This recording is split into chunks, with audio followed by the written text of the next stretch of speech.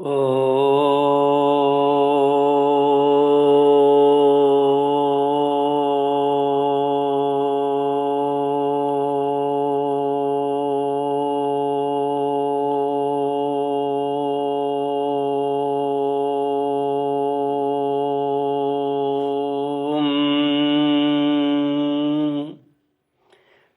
गुरुचरण कमलेभ्यो नमः।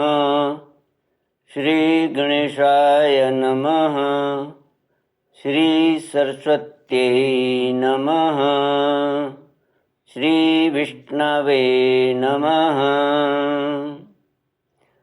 श्री कृष्ण गोविंद हरे मुरारे, हे नाथ नारायण वासुदेव। श्री कृष्ण गोविंद हरे मुरारे, हे नाथ नारायण वासुदेव। ओम नमो भगवते वासुदेवाय। ओम नमो भगवते वासुदेवाय। कृष्णाय वासुदेवाय हरये परमात्मने प्रणतक्लेशनाशाय गोविन्दाय नमो नमः।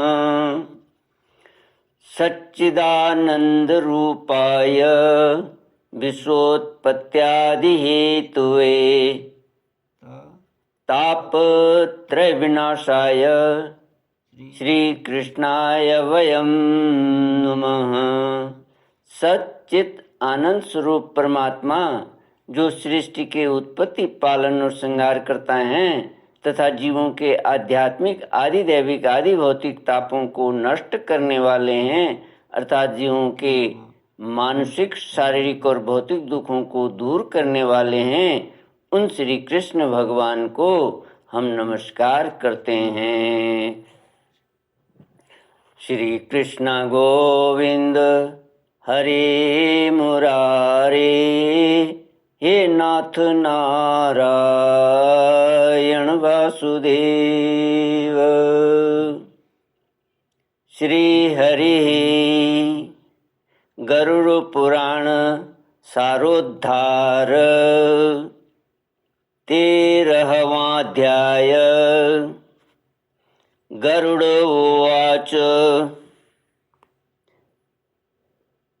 सपिंडन विधिं ब्रूहि सूतकस्य च निर्णयम् शय्यापदानां सामग्रीं तेषां च महिमां प्रभो। श्रीभगवानुवाच शृणुतार्क्ष्य प्रवक्ष्यामि सा पिण्ड्याध्यखिलां क्रियां प्रेतनाम परित्यज्य यया पितृगणे विशेत्। न पिण्डो मिलितो ह्येषां पितामह शिवादिषु नोपतिष्ठन्ति दानानि पुत्रैर्दत्तान्यनेकधा। गरुड़ पुराण सारोद्धार 13वां अध्याय। अशौच काल का निर्णय, अशौच में निषिद्ध कर्म, सपिंडीकरण श्राद्ध, पिंड मेलन की प्रक्रिया, शय्यादान,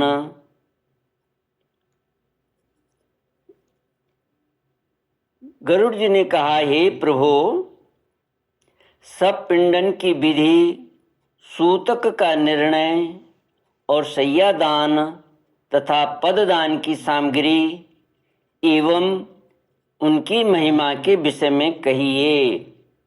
श्री भगवान ने कहा, हे तार्क्ष, सब पिंडीकरण आदि संपूर्ण क्रियाओं के विषय में बतलाता हूँ, जिसके द्वारा मृत प्राणी प्रेत नाम को छोड़कर पितृगण में प्रवेश करता है, उसे सुनो। जिनका पिंड रुद्र स्वरूप पितामह आदि के पिंडों में नहीं मिला दिया जाता, उनको पुत्रों के द्वारा दिए गए अनेक प्रकार के दान प्राप्त नहीं होते। उनका पुत्र भी सदा अशुद्ध रहता है, कभी शुद्ध नहीं होता, क्योंकि सपिंडीकरण के बिना सूतक की निवृत्ति नहीं होती। इसलिए पुत्र के द्वारा सूतक के अंत में सपिंडन किया जाना चाहिए। मैं सभी के लिए सूतकांत सूतक समाप्ति का यथोचित काल कहूँगा। ब्राह्मण 10 दिन में, क्षत्रिय 12 दिन में, वैश्य 15 दिन और शूद्र 1 मास में शुद्ध होता है। प्रेत संबंधी सूतक मृता शौच में सपिंडी 10 दिन में शुद्ध होते हैं। सकुल्या कुल के लोग 3 रात में शुद्ध होते हैं और गोत्रज स्नान मात्र से शुद्ध हो जाते हैं। चौथी पीढ़ी तक के बांधव 10 रात में, 5वीं पीढ़ी के लोग 6 रात में, 6ठी पीढ़ी के 4 दिन में और 7वीं पीढ़ी के 3 दिन में, 8वीं पीढ़ी के 1 दिन में, 9वीं पीढ़ी के 2 प्रहर में तथा 10वीं पीढ़ी के लोग स्नान मात्र से, मरणा शौच और जनना शौच से शुद्ध हो जाते हैं। देशांतर में गया हुआ कोई व्यक्ति अपने कुल के जनना शौच या मरणा शौच के विषय का समाचार 10 दिन के अंदर सुनता है तो 10 रात्रि बीतने में जितना समय शेष रहता है उतने समय के लिए उसे अशौच होता है। 10 दिन बीत जाने के बाद और 1 वर्ष के पहले तक ऐसा समाचार मिलने पर 3 रात तक अशौच रहता है। संवत्सर 1 वर्ष बीत जाने पर समाचार मिले तो स्नान मात्र से शुद्धि हो जाती है। मरणा शौच के आदि के 2 भागों के बीतने के पूर्व अर्थात 6 दिन तक यदि कोई दूसरा अशौच आ पड़े तो आद्या शौच की निवृत्ति के साथ ही दूसरे अशौच की भी निवृत्ति शुद्धि हो जाती है। किसी बालक की दांत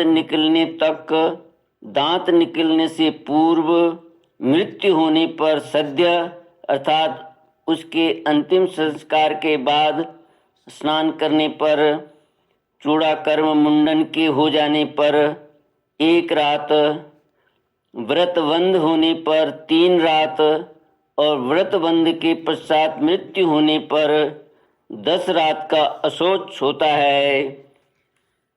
जब किसी भी वर्ण की कन्या की मृत्यु जन्म से लेकर 27 मास की अवस्था तक हो जाए तो सभी वर्णों में समान रूप से सद्य अशौच की निवृत्ति हो जाती है। इसके बाद वागदान पर्यंत 1 दिन का और इसके बाद अथवा बिना वागदान के भी सयानी कन्याओं की मृत्यु होने पर 3 रात्रि का शौच होता है। यह निश्चित है। वागदान के अनंतर कन्या की मृत्यु होने पर पितृकुल और वरकुल दोनों को 3 दिन का तथा कन्यादान हो जाने पर केवल पति के ही कुल में अशौच होता है। 6 मास के अंदर गर्भस्राव हो जाने पर जितने माह का गर्भ होता है उतने ही दिनों में शुद्धि होती है। इसके बाद अर्थात 6 माह के बाद गर्भस्राव हो तो उस स्त्री को अपनी जाति के अनुरूप अशौच होता है। गर्भपात होने पर सपिंड की सद्य स्नानोत्तर शुद्धि हो जाती है। कलयुग में जनना शौच और मरना शौच से सभी वर्णों की 10 दिन में शुद्धि हो जाती है, ऐसा शास्त्र का निर्णय है। मरना शौच में आशीर्वाद, देव पूजा, प्रत्युत्थान, आगंतुक के स्वागतार्थ उठना, अभिवादन, पलंग पर शयन अथवा किसी अन्य का स्पर्श नहीं करना चाहिए। इसी प्रकार मरना शौच में संध्या, दान, जप, होम, स्वाध्याय, पितृतर्पण, ब्राह्मण भोजन एवं व्रत नहीं करना चाहिए।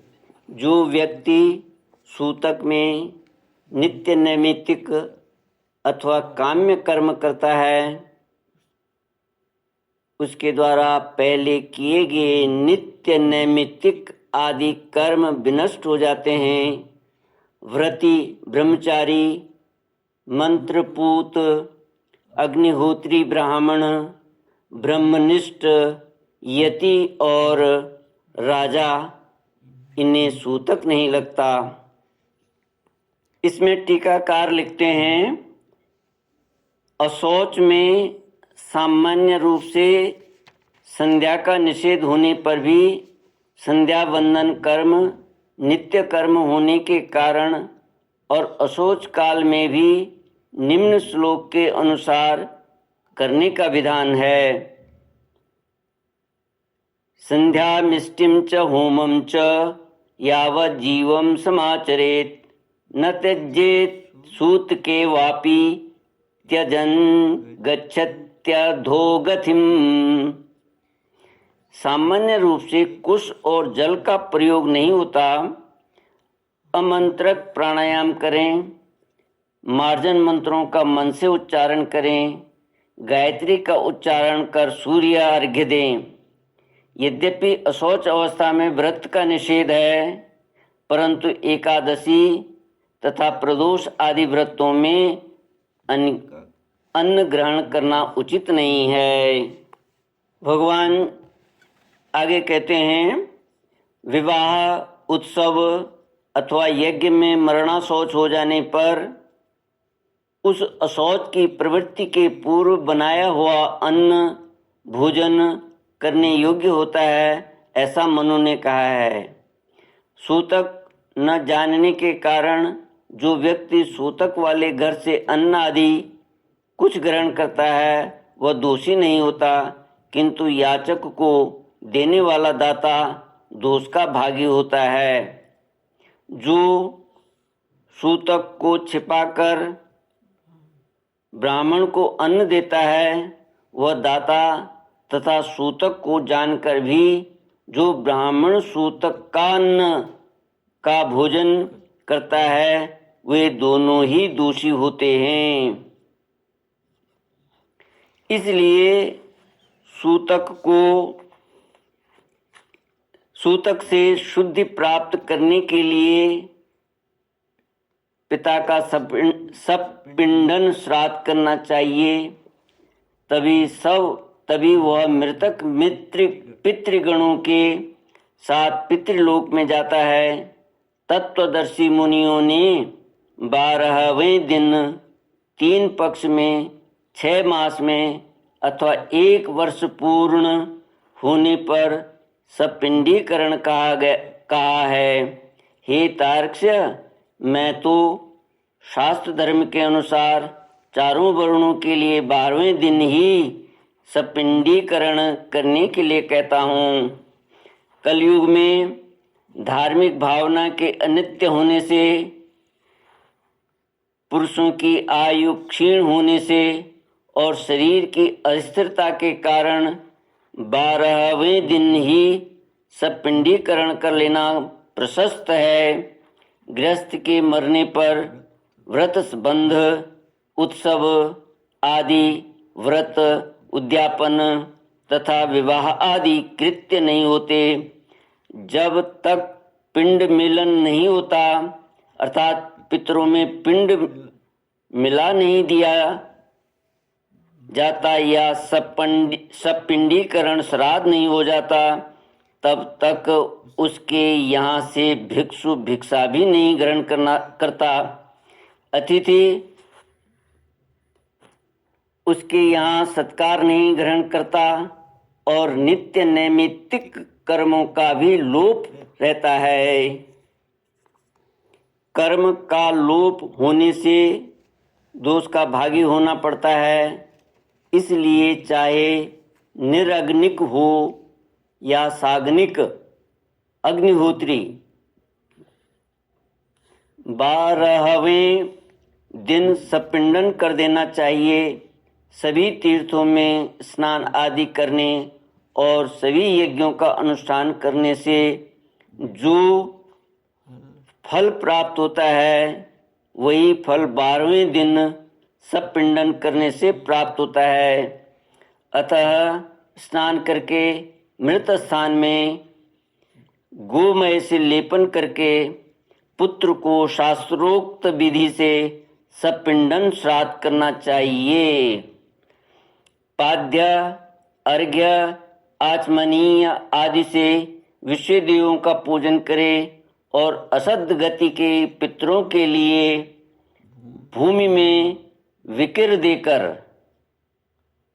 हाथ पांव धोकर पुनः आचमन करे। तब वसु, रुद्र और आदित्य स्वरूप पितामह और प्रपितामह को कर्म से एक एक अर्थात 3 पिंड प्रदान करे और चौथा पिंड मृतक को प्रदान करे।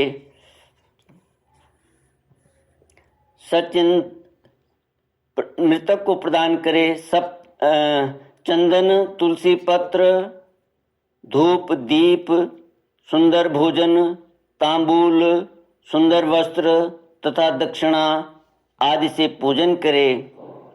तदनंतर सुवर्ण की शलाका से प्रेत के पिंड को 3 भागों में विभक्त करके पितामह आदि के पिंडों में पृथक पृथक उसका मेलन करे। अर्थात एक भाग पितामह के पिंड में, दूसरा भाग प्रपितामह के पिंड में तथा तीसरा भाग वृद्ध पितामह के पिंड में मिलाए। हे तार्क्ष, मेरा मत है कि पिता के पिंड का मेलन पितामही आदि के पिंड के साथ और पिता के पिंड का मेलन पितामह आदि के पिंड के साथ करके सपिंडीकरण श्राद्ध संपन्न करना चाहिए। श्री कृष्ण गोविंद हरि मुरारी, हे नाथ नारायण वासुदेव। ओम नमो भगवते वासुदेवाय। ओम नमो भगवते वासुदेवाय।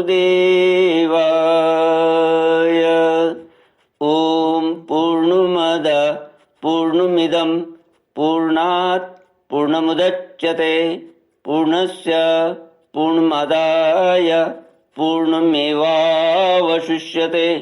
ओम शांति शांति शांति।